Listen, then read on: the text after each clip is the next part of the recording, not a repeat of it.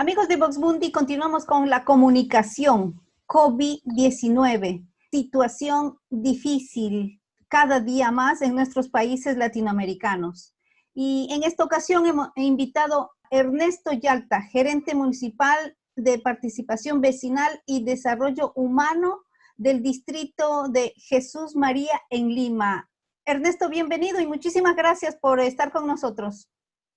Muchas gracias a ustedes, un saludo fraterno latinoamericano y agradeciendo la oportunidad a Vox Mundi por permitirme intercambiar ideas, experiencias frente a este problema que viene afectando a todos nuestros pueblos. En esta ocasión también en compañía de Elsa Javier, por motivos personales, lógicamente el Perú está con ella y estamos conversando de esta situación terrible. Ernesto, Perú, 174.884 casos, 100.860 personas activas, 4.767 fallecidos, 69.257 personas recuperadas. ¿Qué pasó? Bueno, en realidad son una suma de factores, ¿no? Es difícil poder priorizar alguno. Los expertos están señalando seis problemas, ¿no?, que han afectado esta situación. Dentro de una coyuntura, digamos, o mejor dicho, dentro de una situación general nacional, que es la precariedad de nuestros servicios de salud, ¿no? Que es una situación que lamentablemente arrastramos durante muchos años, durante muchos gobiernos. Pero básicamente, lo que podemos identificar como factores desencadenantes de la situación en la cual nos encontramos son, en primer lugar, la informalidad, ¿no? Nuestra economía, a pesar de los logros de los últimos años, es básicamente un 70% informal, ¿no? Esto significa que es la propia persona, el propio poblador, quien es su empleador. Ellos directamente desarrollan la economía, desarrollan su actividad principal, por lo tanto, podríamos decir que viven del día a día. Es un gran sector de la población que no tiene, digamos, ahorros, que no tiene un capital con el cual poder sobrevivir y que lamentablemente se ve obligado a tener que salir, si no diariamente, luego de un corto periodo de tiempo, a agenciarse dinero y también a abastecerse, ¿no? Como digo, es un 70% de la población que tiene este problema, ¿no? Taxistas, pequeños comerciantes. Yo, por ejemplo, cuando me movilizo, converso con los taxistas, me gusta conversar mucho porque nos permiten llevar el pulso de la ciudad, de la población, y ellos me dicen eso, ¿no? O sea, jefe, yo con lo que trabajo puedo reunir un dinero que me va a durar 2, 3 días, ¿no? Entonces, y mi esposa también, en algunos casos, o alguno de los hijos hace actividad, pero el ahorro familiar, digamos, momentáneo, les ayuda a poder sobrevivir 2 o 3 días. Entonces es gente que está obligada a salir a buscar sus recursos, ¿no? En segundo lugar, es un tema socioeconómico, y es la capacidad de almacenamiento que tienen las familias en sus casas, básicamente las refrigeradoras, ¿no? Una quinta parte de la población pobre de nuestras ciudades tiene refrigeradora. Esto significa, pues, la dificultad que tienen para poder almacenar alimentos, ¿no? Sobre todo los perecibles. Estamos hablando de carne, estamos hablando de pescado, estamos hablando de pollo. Entonces, eso los obliga a tener que salir en pocos días a buscar sus recursos, ¿no? En tercer lugar, nuestros mercados, ¿no? Desde hace aproximadamente 20 días, el Ministerio de Salud está realizando pruebas rápidas en los mercados más importantes, tanto a nivel de Lima como a nivel nacional. En lo que corresponde a Lima, el porcentaje de comerciantes contagiados que se ha encontrado es más o menos entre el 50 y el 60%. No quiere decir que la población que ha estado acudiendo a los mercados en estos dos meses, casi 3 meses, ha estado siendo atendida por personas que han estado portando el virus, ¿no? Entonces, esto ha motivado de que en las últimas 2 semanas, principalmente, los grandes centros de abastos hayan sido clausurados, se haya aislado a los vendedores y se les haya obligado a tomar medidas de saneamiento para evitar, pues, que sigan siendo un foco importante de infección, ¿no? Otro elemento fue, parece mentira, lo malo de lo bueno. Nuestro país ha destinado aproximadamente el 10% de nuestro Producto Bruto Interno a generar programas que busquen mitigar los efectos económicos de la pandemia. Inicialmente, estos bonos que están dirigidos a las personas con menor capacidad económica, se distribuían a través de los bancos, ¿no? Y esto motivó que justamente la población con menos recursos, la población vulnerable, tenga que acudir a los bancos a cobrar el bono, y convirtió a los bancos y las aglomeraciones que lamentablemente se dieron en un importante foco de contagio, ¿no? Entonces, por eso decía lo malo de lo bueno. Estamos en capacidad de poder ayudar económicamente a una gran parte de la población del país, pero lamentablemente este apoyo inicialmente se convirtió en un foco de contagio, en un medio de contagio. Podríamos decir que también entonces el desarrollo social de nuestros países, porque es un poco similar lo que ha sucedido en Chile, lo que ha sucedido en Ecuador también. Un poco la necesidad de las personas, como en este caso está diciendo usted, a la que ha llevado a la desesperación que tienen que salir, es decir, a no cumplir la cuarentena, y ha hecho lógicamente el contacto con las demás personas, ¿verdad? Así es, si estructuralmente nos cuesta mucho trabajo atender necesidades importantes de la población en situaciones normales, imagínense lo que ha significado para nuestros aparatos estatales, para nuestros aparatos públicos, tener ya dentro de las limitaciones y dificultades que tiene, afrontar la exigencia de la pandemia, Porque ¿no? ¿desde cuándo estamos en cuarentena en Perú? Ya son algo más o menos 75 días, aproximadamente 75 días que estamos en esta situación. Es decir, que las personas que cumplieron ya una cuarentena, si vuelven a salir, siempre son sujetos a riesgo porque existen otras personas contagiadas. Bueno, ese es el gran problema, por eso hemos podido apreciar que en los última semana y media, prácticamente el número de contagiados se ha disparado, ¿no? Hemos pasado casi a tener entre 3.500 y 4.500 contagiados diarios, ¿no? Ahora, es verdad también en este número influye mucho el hecho de que la cantidad de pruebas que se están efectuando son muchísimo mayores a las que se efectuaron al inicio de esta situación, ¿no? Allí puede haber una explicación del por qué, digamos que los números se han disparado, ¿no?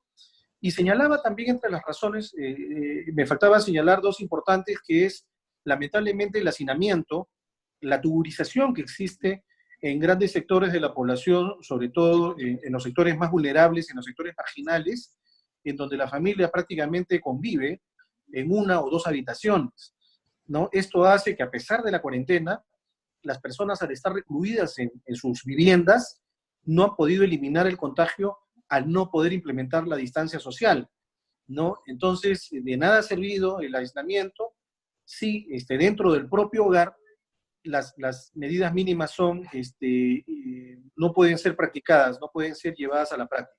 Medidas de aislamiento y distancia social en muchas ocasiones eran inaplicables por las características de la vivienda de grandes sectores de nuestra población, sobre todo los sectores vulnerables o los sectores marginales, ¿no? Y una razón adicional fue lamentablemente algunas medidas equivocadas por parte del gobierno, ¿no? Señalaba anteriormente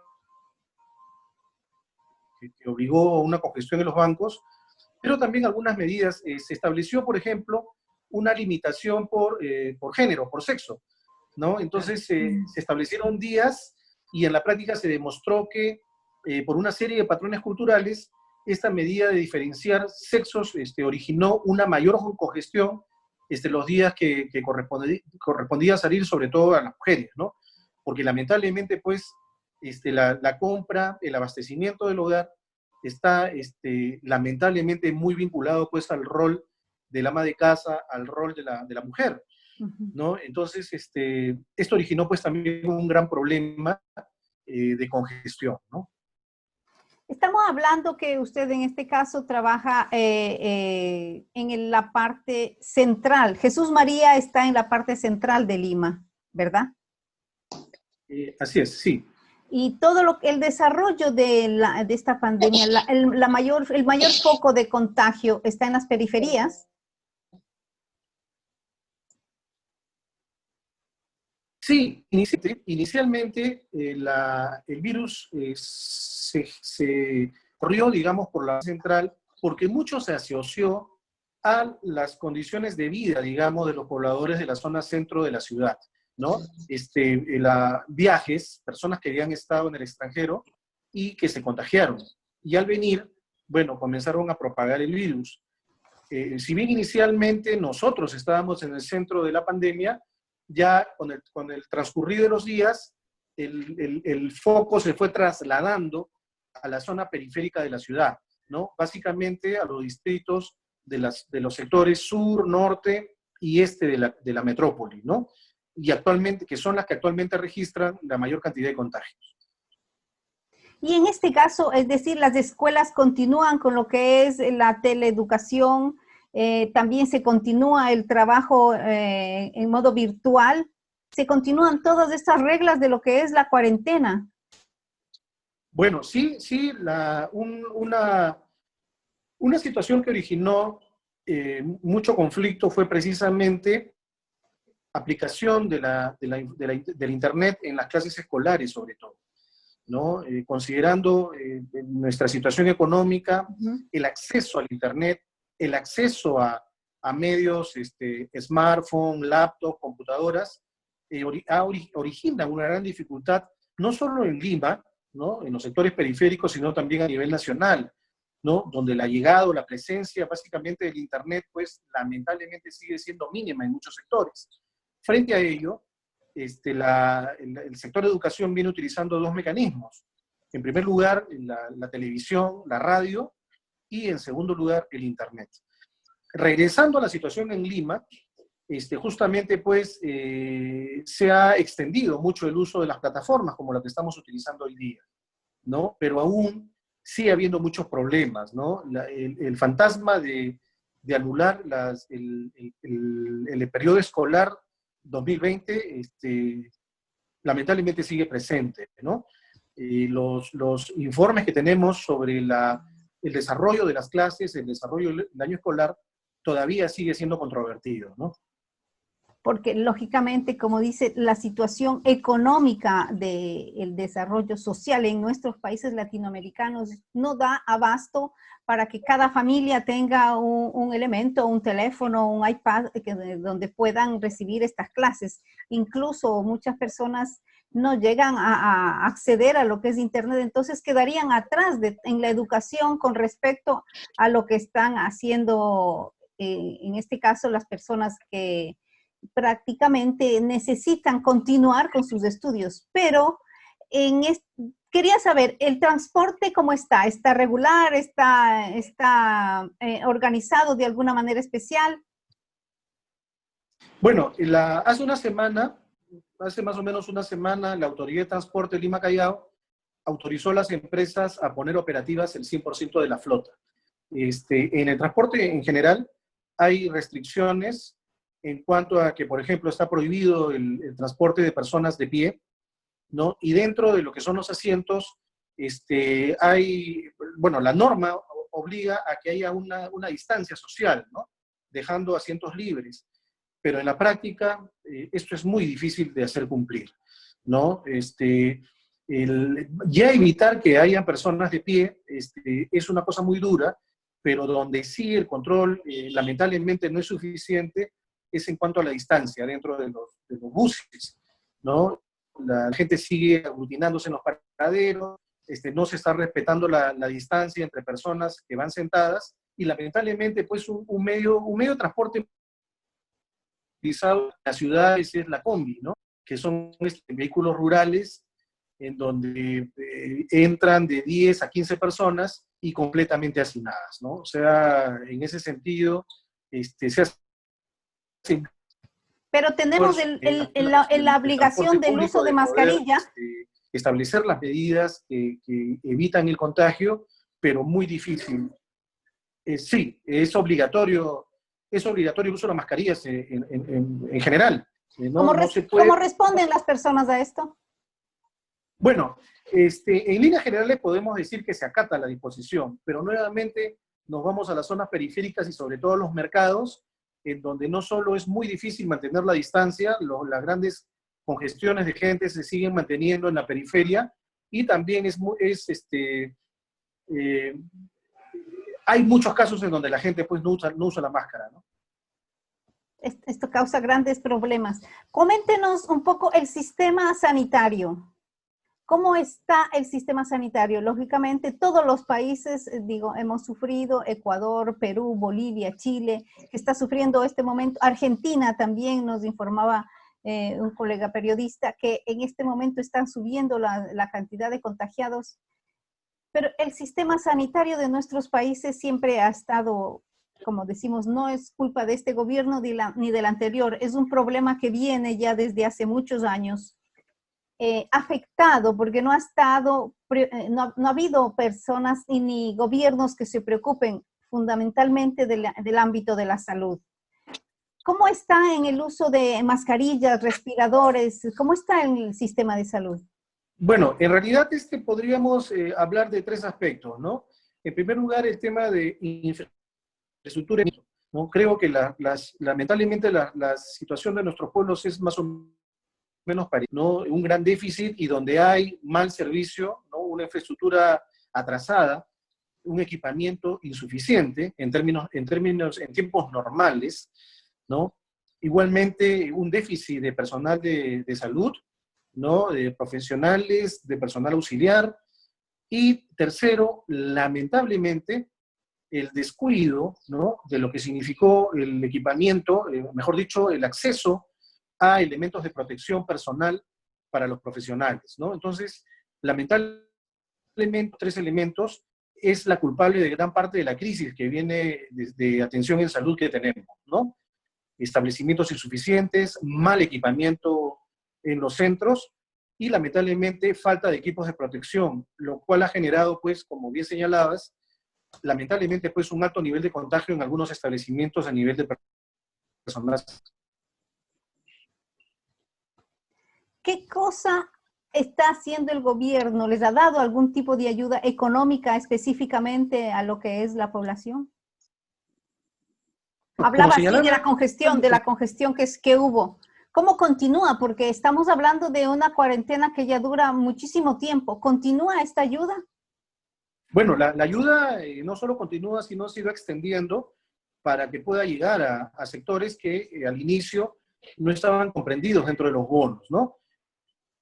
Ya rural, ya hay un bono universal, ¿no? Y finalmente lo que busca es llegar a las personas que no tienen un ingreso fijo, ¿no? Para ello se viene cruzando una serie de bases de datos e incluso hay una línea abierta a la cual las personas que creen que tienen el derecho acceden y, bueno, son sometidos pues a una evaluación para ver si pueden beneficiarse con este bono, ¿no? Como decía al inicio, en el tema económico, digamos, el Estado ha tenido los recursos para poder llegar a, sobre todo, los sectores vulnerables, ¿no? En ese sentido, como decía, los bonos han tratado de llegar, pues, a todos los niveles económicos, a todos los niveles sociales que han sido más afectados por estas medidas. ¿Las fronteras con Perú cómo están al momento? Bueno, prácticamente, pues, en general, no hay limitaciones para el transporte, no hay transporte aéreo, no hay transporte terrestre, y hay mucho control también en lo interno, ¿no? La política que se ha aplicado para el desplazamiento interno es que las personas tienen que registrarse para que puedan llevar una cuarentena cuando lleguen al lugar a su lugar de destino, ¿no? Esto es para evitar que pues, personas contagiadas, al ir a sus puntos de destino, puedan estar llevando pues, el virus, ¿no? Entonces, en ese sentido, el traslado interno de posible cuarentena. Muchísimas, ¿no? Hay grandes cantidades de personas en Lima que después de 2 o 3 semanas no solo están cumpliendo la cuarentena, sino tienen problemas de desplazamiento, porque al no haber un transporte público interno, lo que se hace es se coordina con los lugares de destino para que los gobiernos regionales dispongan primero el transporte y segundo el aislamiento, si es que no se puede cubrir aquí en Lima, ¿no? ¿Qué tipo de tratamiento se está dando específicamente para las personas de una cierta edad, las personas ancianas? Bueno, al margen de la prioridad que en teoría tienen en la atención en los centros de salud. A cuestión de una semana, estamos con el financiamiento del MIDIS, del Ministerio de Desarrollo e Inclusión Social. Las municipalidades estamos desarrollando una red de soporte de ayuda al adulto mayor en riesgo y a las personas con discapacidad, ¿no? Por ejemplo, aquí en Jesús María, nuestra red va a llegar a atender a aproximadamente 4.300 personas, ¿no? Como digo, adultos mayores en situación de riesgo o personas con discapacidad, ¿no? Entonces, ¿en qué consiste esta red? En donde con un conjunto de personas hacemos un seguimiento diario telefónico a estas personas para ver en qué situación se encuentran, si están bien de salud, si tienen algún problema para acceder a sus medicinas, si necesitan una atención médica. Entonces, son llamadas diarias de manera permanente a estas personas identificadas para poder hacer un seguimiento de su salud, alimentación y si están en abandono o sufren algún tipo de violencia, ¿no? Entonces, es un trabajo muy fuerte que hemos iniciado hace una semana a nivel de las municipalidades y con esto estamos prestando atención pues, a sectores muy vulnerables de nuestra población. Los hospitales de las diferentes ciudades, ¿me puede decir si están siguiendo un protocolo unánime con respecto a lo que son medicamentos? ¿Algún tipo de medicamento que están utilizando en manera frecuente? Bueno, la Autoridad de Salud emite protocolos que son de observancia obligatoria, ¿no? Y tengo entendido que a nivel nacional todos los centros están obligados a ceñirse estos protocolos que van desde la atención hasta la medicación, ¿no? Incluso, les cuento algo, desde ayer, me parece que desde ayer, hay algunas medicinas que han sido declaradas de interés público por el Estado y que son suministradas a través de los establecimientos de salud públicos, ¿no? Bueno, dentro de lo malo, algunas buenas noticias ya, ¿no? Hace algunos días, la situación básicamente en la selva, en los centros de salud de la selva y del norte, en Lambayeque, eran muy malas, ¿no? Muy malas, e incluso se trasladaba a profesionales de Lima por vía aérea a ambas zonas para poder reforzar el trabajo de los médicos, el trabajo de las enfermeras, ¿no? Entonces, se ha llevado a gran cantidad de profesionales de Lima para poder reforzar. Y las últimas informaciones es que al menos el tema de la atención médica está ya casi bajo control en estos dos lugares, ¿no? Lambayeque y Iquitos. Lo que sí presenta un panorama muy, muy pesimista es la situación de las tribus o de la población dentro de la selva, ¿no? Por sus propias características, primero se encuentran alejadas de las ciudades, de los centros de atención, y en segundo lugar, las situaciones sanitarias en las que viven, las características socioeconómicas y inclusive la dieta, hace que sea una población extremadamente vulnerable, ¿no? Y la información que está llegando es que lamentablemente estos grupos humanos están siendo muy golpeados por esta epidemia, ¿no? Es una situación a la cual se está prestando mucha atención en estos últimos días y presumo que desde el gobierno van a tener que desarrollar una estrategia muy especial por esta situación que explicaba. La situación socioeconómica en la cual vive, las características, sobre todo alimentarias, y lamentablemente la distancia en la que se encuentran, ¿no? Hablamos de grupos humanos de 50, 100, 150 personas que viven generalmente en las orillas de los ríos a gran distancia de los centros poblados más cercanos.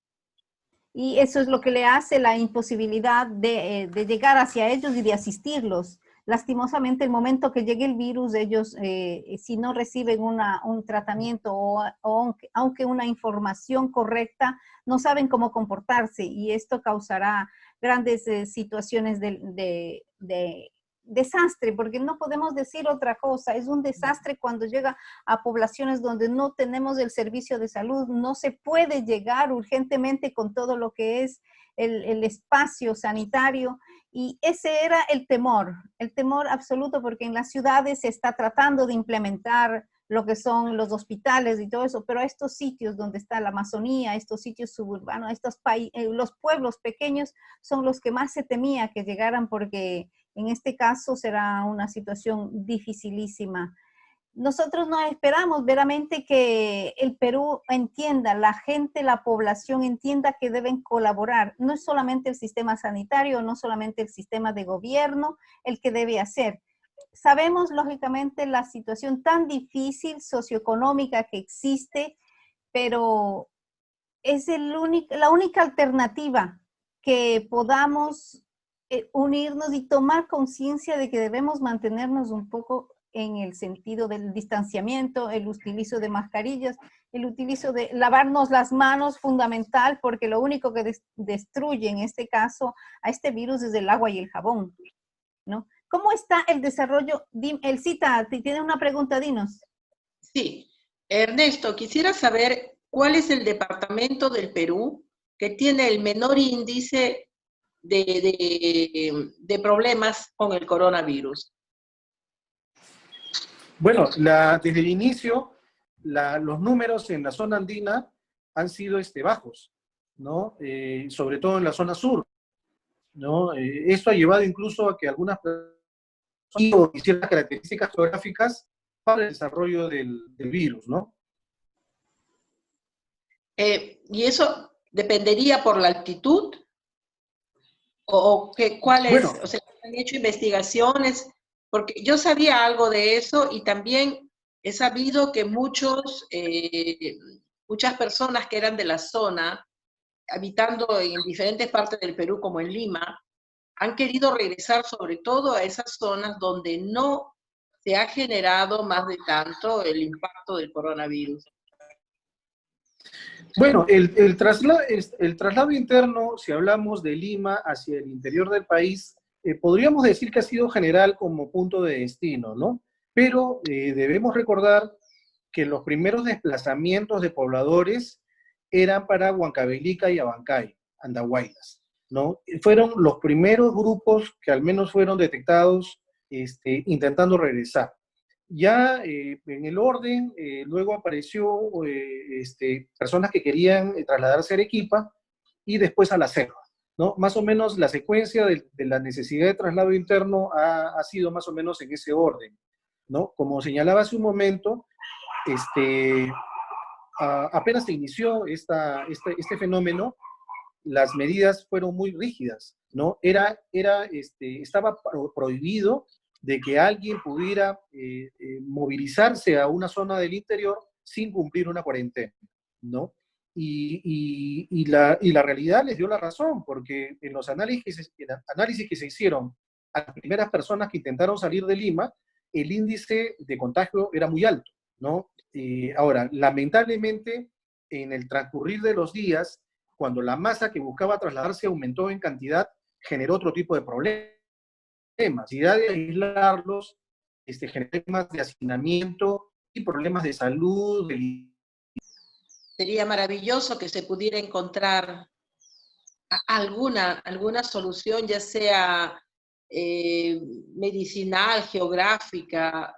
Pienso que este fenómeno, esta cosa que estamos viviendo desde hace unos meses a nivel mundial, nos está llevando a pensar a todos y cada uno en qué cosas venimos fallando, porque yo pienso que está golpeando sobre todo donde más hemos fallado, porque la improvisación que han tenido tantos gobiernos, el descuido que se ha tenido, inclusive para poder... La gran receta sigue siendo mantener las recomendaciones elementales para evitar el contagio.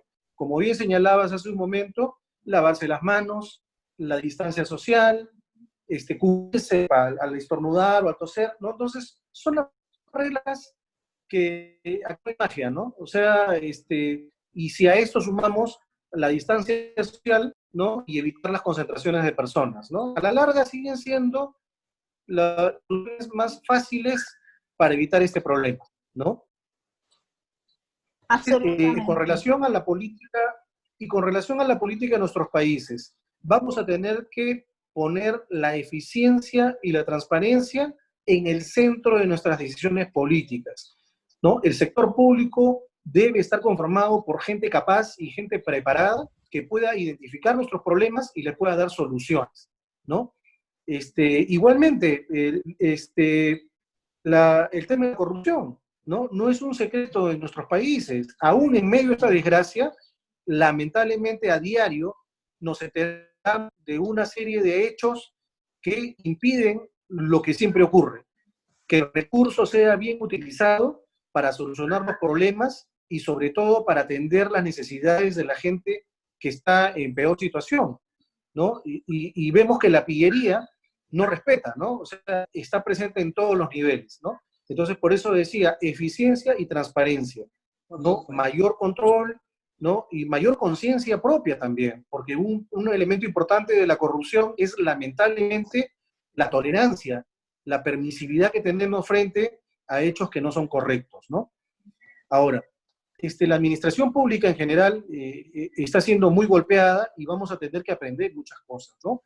Ahora, me permites un pequeño comercial para hablar un momento sobre las municipalidades, ¿no? Para hablar sobre nuestras municipalidades.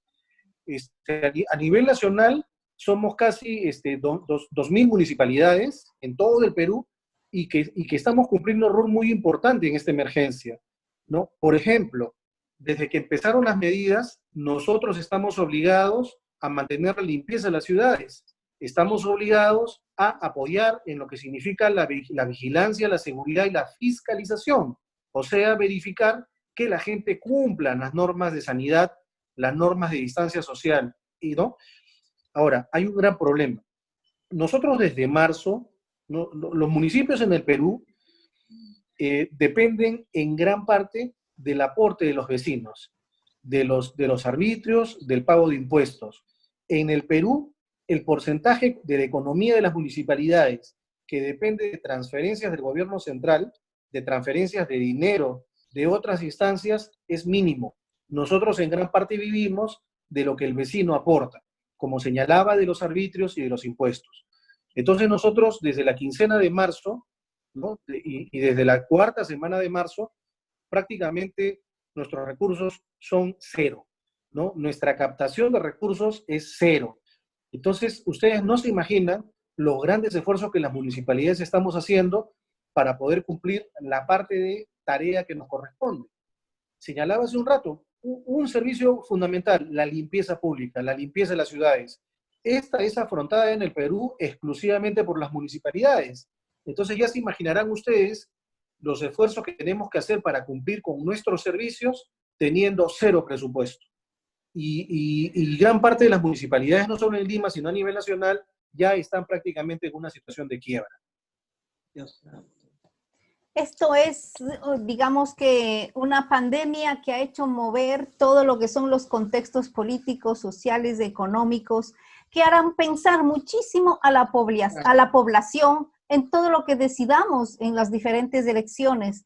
Que también las propuestas que hagan los políticos nos preocupemos de que sean cumplidas, pero especialmente que se den prioridades a espacios como la salud, por ejemplo, que no se lo ha dado anteriormente. Entonces, pienso que será, o espero yo, que sea un cambio también a nuestra mentalidad, a nuestra forma de ser, a nuestra actitud, incluso al espacio mental que tenemos, a la no colaboración, porque ha existido mucho eso, la no colaboración también con espacios seccionales, con gobiernos seccionales, con espacios municipales, porque las personas también han considerado que esta cuarentena es privarles de su libertad y no ha sido de esta manera.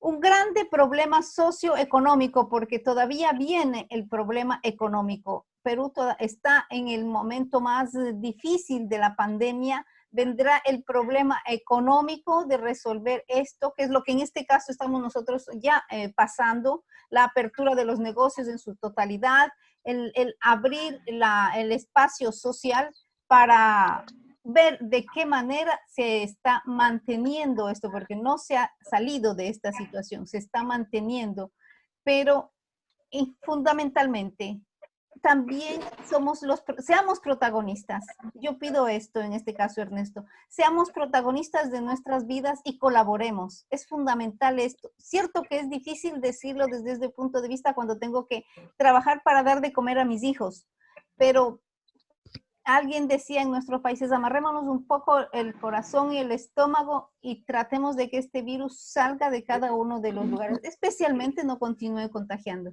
Yo agradezco tantísimo a Ernesto Yalta por su tiempo en esto. Esperamos mejores noticias en próximas entrevistas, mejores noticias del Perú.